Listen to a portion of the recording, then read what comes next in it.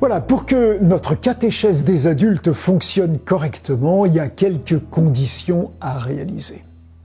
D'abord, l'école de sabbat ou la catéchèse devrait être une activité quotidienne, soit personnelle, soit familiale, que l'on puisse vivre vraiment chaque jour. C'est ce qui nous permettrait de progresser, vraiment. Ensuite, il faudrait que notre catéchèse soit centrée sur une rencontre hebdomadaire dont le cœur se passe dans un petit groupe, car le petit groupe, c'est l'endroit idéal pour fraterniser et pour progresser dans notre compréhension des choses. Alors, un petit groupe, qu'est-ce que c'est? C'est difficile à donner des chiffres exacts, mais la richesse d'un petit groupe, eh bien, c'est quand il y a au moins 6-7 personnes, ça permet une variété de tempéraments, de personnalités, d'éducation, de façon de s'exprimer qui va enrichir le groupe. Mais ce n'est plus un petit groupe si on dépasse 15 personnes, par exemple. Ça ne fonctionne plus de la même façon. Ça devient une assemblée, et dans une assemblée, le partage ne peut pas avoir lieu de la même façon que dans un groupe. Donc, je dirais en gros, chiffre minimum 6, chiffre maximum 15 pour considérer qu'un petit groupe ou ce qu'on a appelé une classe de l'école du sabbat soit quelque chose de fonctionnel et d'efficace. Une troisième chose, pour satisfaire le troisième objectif de l'école du sabbat, il faut vraiment que l'école du sabbat soit un lieu où on parle de notre responsabilité d'être témoin du Christ, où on évoque les expériences que l'on a pu faire dans ce domaine au cours de la semaine écoulée, ou peut-être on se lance des défis pour pouvoir témoigner d'une certaine façon dans la semaine qui va venir. Et donc où on puisse parler de nos expériences et de ce que nous vivons dans ce défi que le Christ nous a confié à tous d'être ses témoins. Et enfin, il faut que l'école du sabbat soit un lieu où la mission est une place. Et donc, ce n'est pas pour rien que dans le guide que nous utilisons chaque trimestre pour savoir quel sujet nous étudions dans nos groupes, il y a en dernière page de couverture une carte avec le territoire pour lequel des offrandes spéciales vont être consacrées, avec des renseignements sur la population, les différentes unions, fédérations, les institutions qui sont dans ce territoire, que l'Église a réussi à mettre en place dans cet endroit. Eh bien, il faut le consulter, il faut le connaître, il faut apprendre ça, il faut se sentir solidaire. Et vous savez que maintenant, eh bien, nous recevons dans nos églises des petits films qui nous permettent de faire connaissance des visus de ces personnes, nos frères et sœurs qui vivent dans ces territoires et qui essaient de relever le défi dans la mission qui est locale pour eux et qui pour nous est une partie de la mission mondiale. Donc ça, ce sont 4 éléments qui sont très importants pour que notre catéchèse des adultes puisse remplir ces 4 objectifs principaux. Maintenant, je vais focaliser notre attention un peu plus sur la deuxième partie, c'est-à-dire la rencontre hebdomadaire qui se fait ou qui devrait pouvoir se faire en petits groupes. Cette rencontre, pour qu'elle fonctionne vraiment bien, je dirais il y a quelques conditions à bien comprendre et à essayer de mettre en pratique. La première de ces conditions, eh bien, c'est qu'on ne considère pas que le groupe a besoin d'un professeur ou d'une professeure, d'un enseignant ou d'une enseignante, ou d'un moniteur ou d'une monitrice. Je crois que c'est une conception qui a beaucoup faussé notre façon de vivre la catéchèse des adultes. En fait, le véritable besoin, c'est un besoin d'animatrice ou d'animateur. Et ça, c'est très différent du rôle d'un enseignant. La plupart du temps, quand on essaye de recruter des animateurs pour nos classes de catéchèse ou nos petits groupes de catéchèse, Eh bien, l'argument qu'on nous donne pour essayer de ne pas s'engager, c'est « mais je ne suis pas compétent, je ne connais pas bien, je n'ai pas la formation théologique qui va me permettre de bien expliquer les textes bibliques ». Je crois que c'est une erreur d'aiguillage, qu'en quelque sorte, la fonction n'est pas d'enseigner, mais d'animer.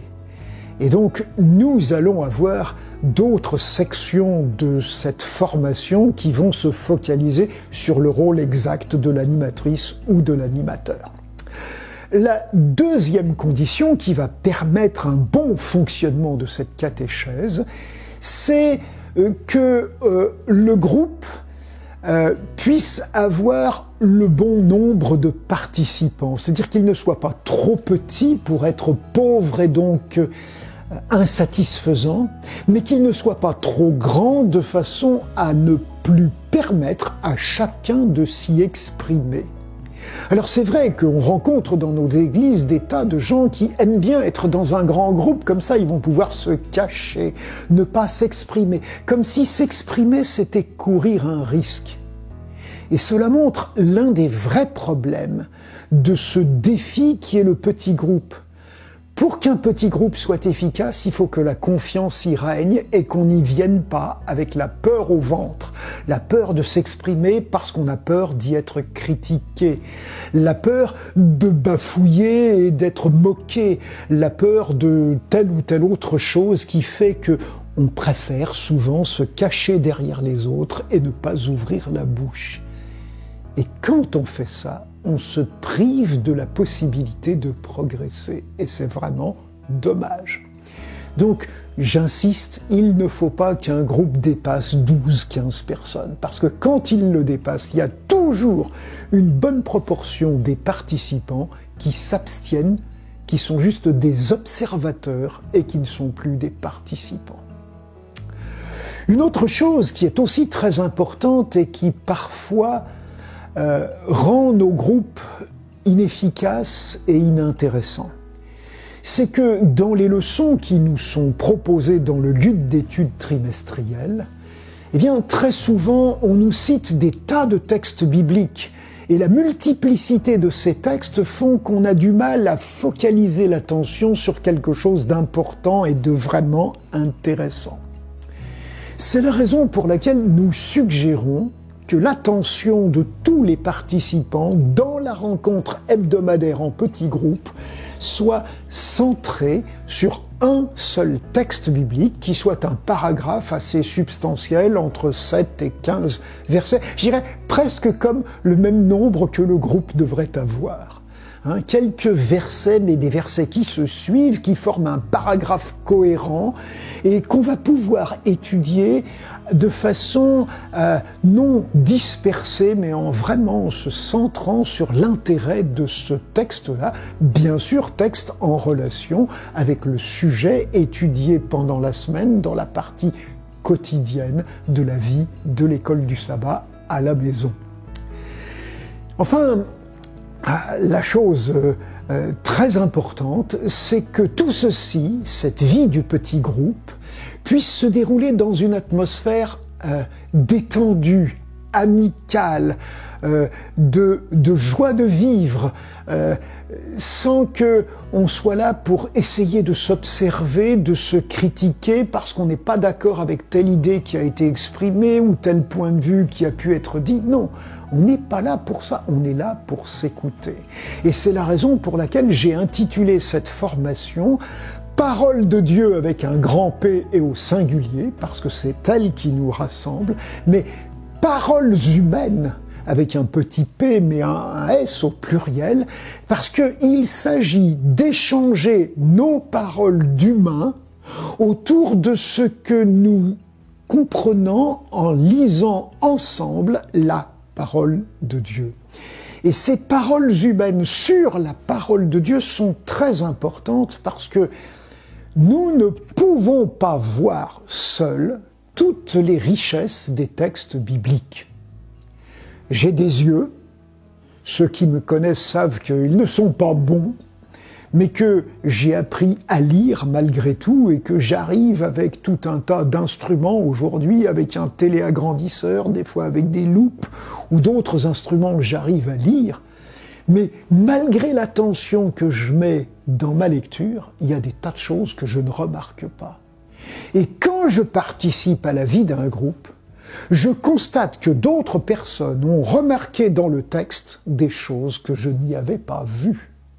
Et donc j'ai besoin d'être enrichi par la vue des autres et par leurs paroles sur ce qu'ils ont compris de ce qu'ils ont remarqué et que moi je n'avais pas repéré. Et donc cet échange dans le groupe n'est pas un échange pour nous juger les uns les autres, c'est un échange pour nous enrichir réciproquement à l'intérieur du groupe. Et quand on comprend ça, alors, dans le groupe, il ne peut y avoir de moquerie, de critique, il ne peut y avoir de mépris ou d'actes d'agacement.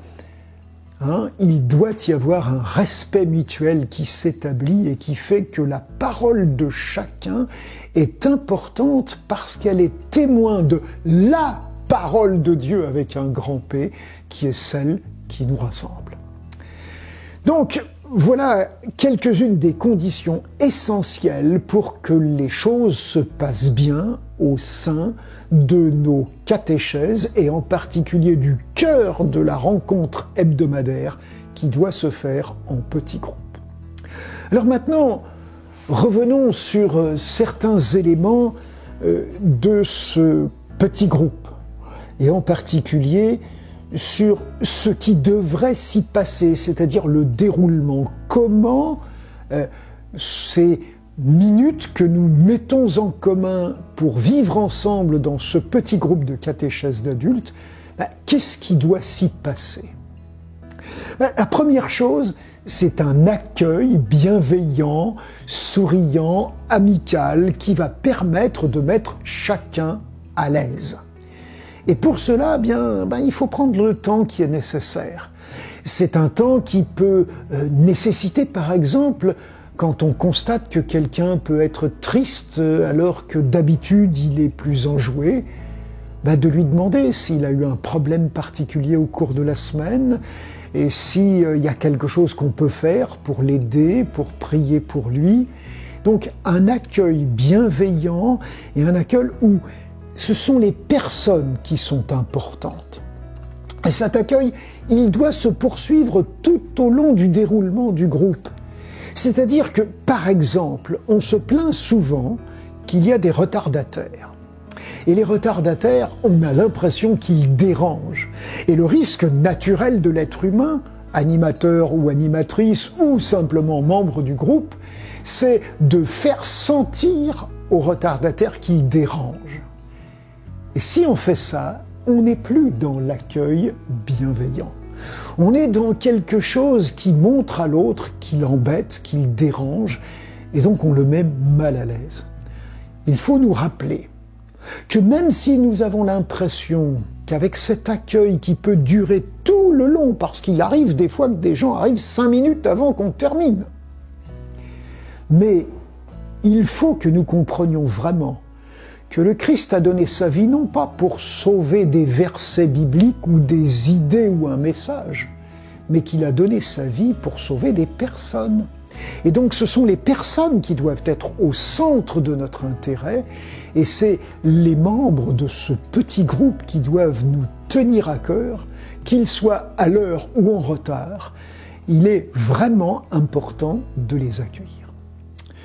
Une autre chose, c'est qu'il peut y avoir aussi des visiteurs qui se présentent dans ce groupe. Or, ces visiteurs, il est important de pouvoir les accueillir. Et pour ça, ça nécessite du temps.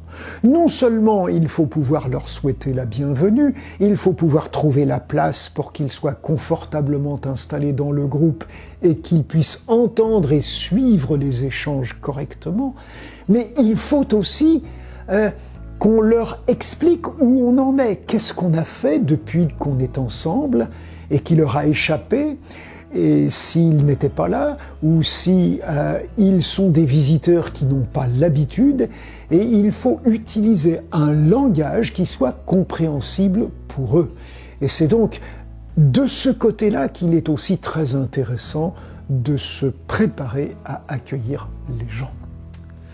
Une fois qu'on a accueilli les gens, ce qui est important, c'est de lancer le sujet sur lequel on va échanger. Et pour cela, il y a un principe qu'on appelle la question brise-glace.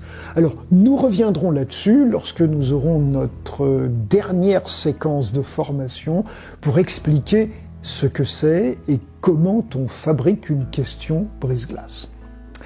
Une fois que chacun se sent à l'aise et que la plupart des gens ont pu prendre la parole, parce que l'objectif de la question brise-glace, c'est que tout le monde s'exprime, au moins pour une première fois. Après ça, on peut rentrer dans la lecture du texte qu'on a choisi, je vous ai dit, 7 à 15 versets, et qu'après cette lecture, on pose des questions qui sont des questions d'observation de ce texte, c'est-à-dire des questions dont on trouve la réponse dans le texte. Et ça doit constituer au moins la moitié du temps consacré au texte. Ensuite, on passe à une autre étape qui sont des questions de compréhension. Est-ce que nous sommes sûrs d'avoir compris? Est-ce que nous avons compris la même chose? Qu'est-ce que nous avons compris vraiment d'essentiel et qui va pouvoir nous accompagner dans notre nouvelle semaine de vie? La dernière étape des questions va consister à poser des questions d'engagement. Qu'est-ce que je fais avec ce que j'ai compris de ce texte? À quoi ça m'a servi d'être là, d'avoir écouté les paroles des uns et des autres sur cette parole de Dieu sur laquelle nous nous sommes centrés? Qu'est-ce que ça va changer dans ma vie? Qu'est-ce que ça peut changer dans ma vie? Et dire, bien voilà, moi j'aurais envie de faire ça maintenant comme ça, plutôt que comme je le faisais avant. Et peut-être qu'ensemble, nous pourrions faire quelque chose pour avancer ensemble dans une meilleure harmonie avec le message que Dieu nous a enseigné.